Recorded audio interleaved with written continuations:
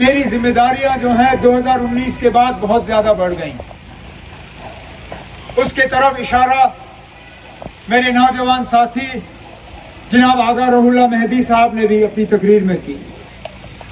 ये जानते हुए कि मेरी जिम्मेदारी बढ़ गई, मैंने अपने साथी जनाब डॉक्टर शफी साहब से गुजारिश की कि मेहरबानी करके रोजमर्रा के जो मसले हैं, मेरे साथियों के साथ जो तालमेल बनाना है, तंजीम को जो मजबूत करना है, इसमें आप मेरा हाथ बढ़ाएं और बीरवा के लोगों की आप नुमाइंदगी करें। लेकिन मैं आप सबको यकीन दिलाना चाहता हूं कि आप लोग मेरे दिल से दूर नहीं।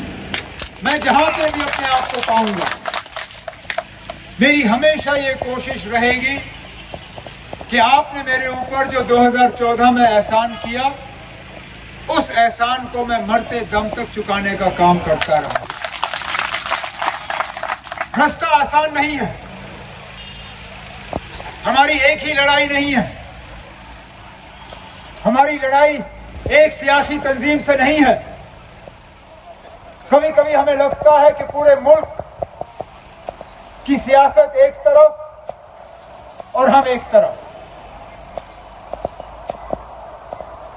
मुकम्मल 2019 के बाद ये कोशिश की गई थी कि हमारी आवाज खत्म की जाए, हमारी तंजीम जो है उसको खत्म किया जाए, हमारे वर्करों को परेशान, हमारे लीडरों को परेशान, घरों में अफरा तफरी मची, भाई को भाई से अलग किया गया, बाप को बेटे से अलग किया गया।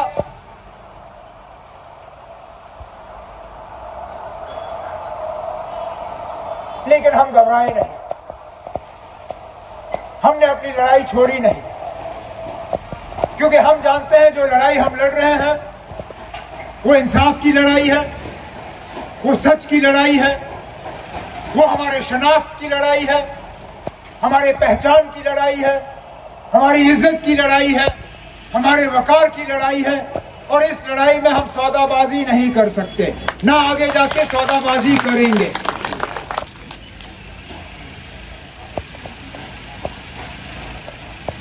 हमें ताने दिए जाते हैं कि आप 370 की बात करते क्यों हो, इसमें है क्या?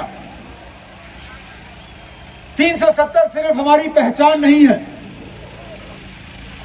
370 सिर्फ हमारा मुस्तकबिल नहीं है, हमारा बचाव 370 से हुआ।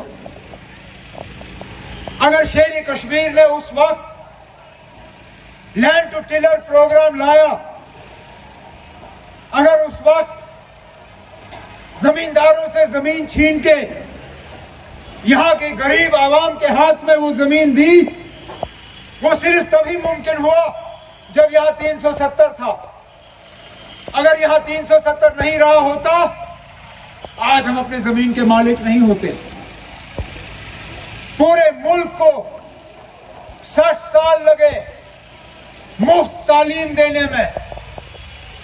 अगर शेर कश्मीर ने सालों साल पहले यहां के बच्चों बच्चियों को मुफ्त तालीम यूनिवर्सिटी के लेवल तक ऐलान किया, वो तभी मुमकिन हुआ तब कि 370 कानून जो है वो आईन में दर्ज था। 370 का कानून सिर्फ झंडे की लड़ाई नहीं है,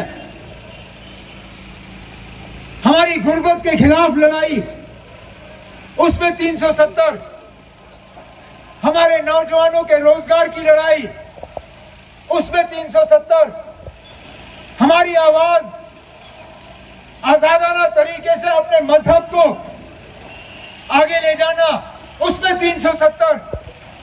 और कभी कभार जब मरकज के साथ हमें टक्कर लेने की जरूरत पड़ी आईनी और सियासी तौर, उसमें भी आगे जाके भी हमारी लड़ाई रुकेगी नहीं। हम अपने मौकूफ से पीछे नहीं हटेंगे। हम ये स्टेज या ये नारा जो नेशनल कॉन्फ्रेंस को विरासत में दी गई है, हम इसको छोड़ेंगे नहीं। लेकिन हमारा फर्ज बनता है कि जहां हम 370 की लड़ाई लड़े, जहां हम अपने आईन की लड़ाई लड़े, जहां हम अपनी शनाख्त, पहचान, तहफ़्फ़ुज़ की लड़ाई लड़े, वहां हम मरकज को याद दिलाएं कि उन्होंने कौन से झूठ हमें सुनाए, कौन से धोखे दिए। जम्मू कश्मीर के आवाम को 2019 में कहा गया कि आपकी तरक्की में रुकावट सिर्फ 370 है, 370 हटते ही आपकी तमाम शिकायत जो है वो दूर की जाएगी। नौजवानों को कहा गया था कि आपके रोजगार में रुकावट 370 और ये 370 को चलाने वाले हल वाले हैं। हर घर में कहा गया था कि 370 हटे तो बिजली की कोई कमी नहीं रहेगी, पानी की कोई कमी नहीं रहेगी, तरक्याती कामकाज अजूर पे होंगे। वो दिन और ये दिन 370 तो उन्होंने हटाया, लेकिन उसके बरक्स तबाही और बर्बादी के अलावा यहां के लोगों को दिया क्या? हम उन लोगों में से नहीं हैं जो 370 छोड़ के बिजली, सड़क, पानी की बात करते हैं। मैं तो यहां कहता हूं कि बिजली, सड़क, पानी देना हर हुकूमत की जिम्मेदारी बनती है और हर हुकूमत को यह काम करना होगा। लेकिन हम उन लोगों में से हैं जो ये कहते हैं कि जहां हम बिजली, सड़क, पानी का काम भी करेंगे, वहां पे हम 370 की लड़ाई भी जारी रखेंगे जब तक कि हम इसको हासिल करके रहेंगे।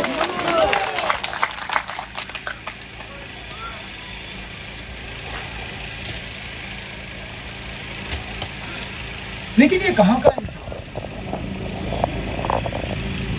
कहने के लिए तो यहां के आवाम को कहा गया कि 370 हटने के बाद शिकायत मत करो, एहतजाज मत करो, इसके खिलाफ मत कुछ बोलो और हम आपको बेहतर हुकूमत देंगे। कहां गई वो बेहतर हुकूमत? आज कम से कम 12-12, 14, 16 घंटे बिजली कट, हर घर में नए मीटर और तूफान के मीटर पता नहीं कहां से लाते हैं ये।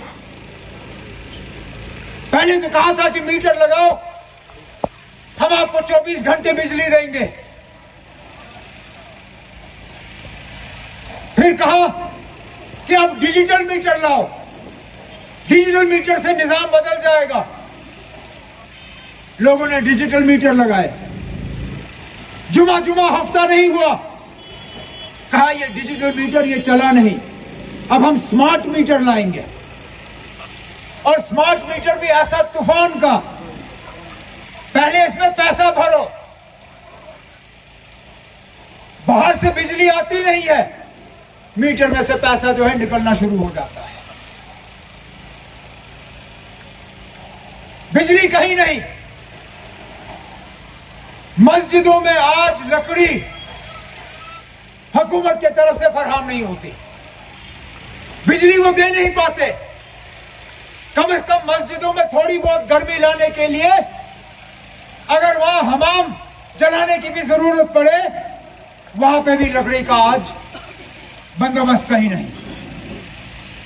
राशन के नाम पे लोगों के साथ धोखा, कट करते करते करते फी कार्ड पे ये 5 किलो राशन चावल पे आ गए। 5 किलो चावल के बाद कहते हैं आटा ले लो। अब ये समझते नहीं है, हम आटा खाने वाले लोग नहीं हैं, हम खाने के साथ रोटी नहीं खाते, हम चावल खाने वाले लोग हैं। बेशक चाय के कप के साथ हम रोटी का एक पीस खाते हैं, लेकिन जब हमें खाना खाना होता है हमें चावल चाहिए। 5 किलो चावल से किसका गुजारा होगा? और उस 5 किलो चावल के लिए भी आज हमारे लोग दर बदर की ठोकरें खा रहे हैं। रोज हमारी बहनों को कहा जा रहा है कि राशन स्टोर में आओ और अपने अंगूठे का निशान लगाओ। रोज इनके चक्कर लगते हैं वहां अंगूठे का निशान लगाने के लिए, मिलता कुछ नहीं है वहां से। यही हाल हमारे बेरोजगार नौजवानों का। कोई महकमा नहीं है आज जिसमें रोजगार के पोस्ट खाली नहीं है। जम्मू कश्मीर पुलिस में आज कम से कम 6,500 पोस्टें खाली। बाकी में महकमों में भी हजारों की तादाद में पोस्ट खाली और भरने का काम नहीं हो रहा। तभी तो हम मजबूर होते हैं इनसे पूछने पे कि 370 हटने पे आपने कहा कि यहां हालात बेहतर होंगे, कुछ भी नहीं हुआ। हम जब बीजेपी के खिलाफ आवाज उठाते हैं या 370 को बचाने की बात करते हैं तो क्यों? क्योंकि हम अपना हाल यूपी की तरह नहीं देखना चाहते। देखिए क्या नया कानून पिछले दिनों यूपी की हुकूमत ने लाया।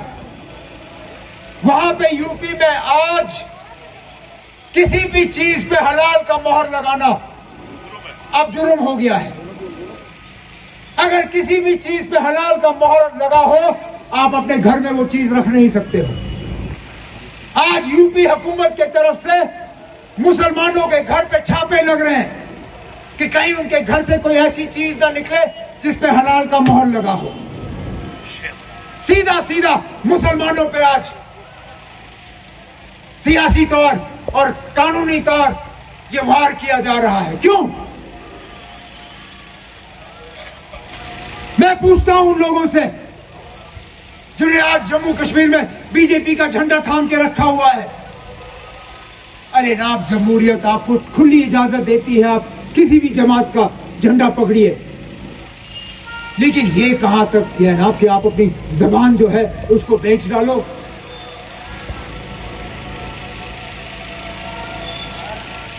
क्या हलाल का मोहर भी लगाना आज गलत हो गया है? क्या इसके खिलाफ आप लोग अपनी आवाज बुलंद नहीं कर सकते हो? और यही हाल अल्लाह ना करे अगर इन लोगों की हुकूमत जम्मू कश्मीर में आई, जो हाल मुसलमानों का ये यूपी में कर रहे, खुदा ना खास्ता, खुदा ना खास्ता, खुदा ना खास्ता यहां पे करेंगे। इसलिए हम ये लड़ाई लड़ रहे हैं, इसलिए हम सुप्रीम कोर्ट गए 370 को बचाने के लिए, 35A को बचाने के लिए, अपनी रियासत वापस लाने के लिए, ताकि जो यूपी के मुसलमानों का हाल हुआ है वो जम्मू कश्मीर के मुसलमानों का हाल नहीं होना चाहिए। और मैं आपको यकीन दिलाता हूं, जब तक जम्मू कश्मीर के एक भी घर में ये हल का निशान आपको नजर आएगा, तब तक हम जम्मू कश्मीर में इस तरह के हालात कभी बनने नहीं देंगे, चाहे इसके लिए हमें कोई भी कुर्बानी क्यों ना देनी पड़े। हम हुकूमत के पीछे भागने वाले लोग नहीं हैं। तभी तो मैंने कहा कि जब तक हम जम्मू कश्मीर को ठीक नहीं करते, मुझे यहां की हुकूमत की भागदौड़ संभालनी नहीं है। मुझे हुकूमत करने का कोई शौक नहीं है। मैंने 6 साल किए। मुझे अगर शौक है, मुझे अगर जज्बा है, वो यहां के लोगों की खिदमत करने का जज्बा है, यहां के लोगों की इज्जत बचाने का है, यहां के लोगों के मुस्तकबिल को बचाने का है। हुकूमत बाकी करे जिनको करना है, जो सौदा करके हुकूमत करना चाहते हैं उनको खुली छूट है, करें। मैं कम से कम उनमें शामिल नहीं हूं, मैं कम से कम उनमें शामिल नहीं हूं।